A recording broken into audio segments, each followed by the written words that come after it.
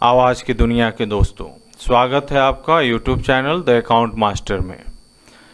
Today I am here to discuss multiple choice questions on the subject accountancy for the student of class 12th। The topic is objective questions part 5। चलिए फिर discuss करते हैं multiple choice questions. Payment of honorarium to the secretary of a club is treated as revenue expenditure। Secretary को हर साल या हर महीने honorarium देना होता है, तो ये रिवेन्यू एक्सपेंडिचर है, खर्चा है। तो इसको हम लोग right answer is C, revenue expenditure. Next question, life membership fee received by a club is shown in. Life membership fee capital receipt होता है, इसलिए हम इसको बैलेंस शीट में दिखाते हैं। बैलेंस शीट में लायबिलिटी साइड में दिखाते हैं। Right answer is C, liability side of balance sheet. The excess of assets over liability in non trading concern is termed as. Non trading organisation में assets ज्यादा है और लायबिलिटी कम है, तो उसको हम लोग कैपिटल फंड बोलते हैं। Right answer is C, capital fund. Legacy should be treated as legacy should be treated as capital received. Right answer is C. Excess of income over expenditure is known as, खर्चा से ज्यादा income हुआ उसको हम लोग surplus बोलते हैं। ऐसे प्रॉफिटेबल ऑर्गेनाइजेशन में प्रॉफिट बोलते हैं और एनपीओ में सरप्लस बोलते हैं। Income and expenditure account is prepared by NPO, not for profit making organization. Right answer is C. Donation received for a specific purpose is capital received. Donation जो specific purpose के लिए मिलता है उसको हम लोग कैपिटल रिसीव्ड बोलते हैं। सोन इसको right answer is C, capital received. Subscription received in advance during the current year is liability. Right answer is C, liability. Next question, transactions in non trading organisation are cash. हम लोग NPO में non cash basis transactions का इस्तेमाल करते हैं, तो यहाँ पे राइट आंसर होगा C, cash. The relation of partner with the firm is that of agent and principal, owner and agent both.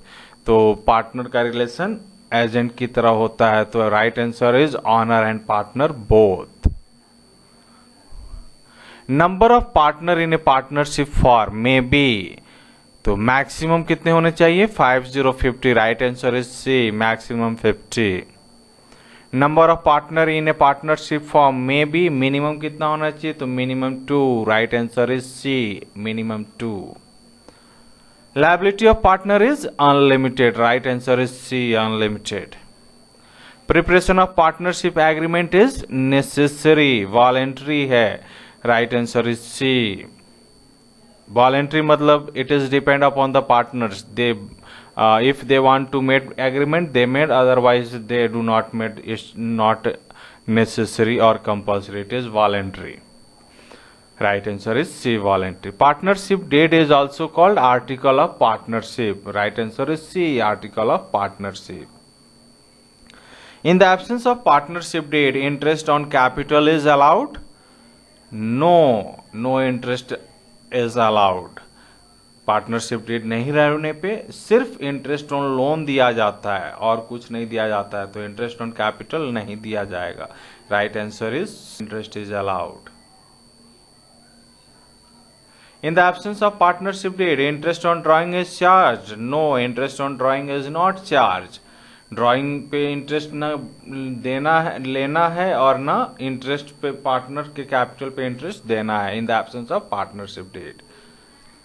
Next question, in the absence of partnership deed interest on loan is allowed? Yes, interest on loan is allowed at the rate of 6% per annum. Right answer is C. Next option, next question, in the absence of partnership deed partners are entitled to received. Partnership deed के नहीं रहने पे partnership को क्या क्या, partners को क्या क्या मिलेगा? तो salary, commission, interest, none of this, all of this.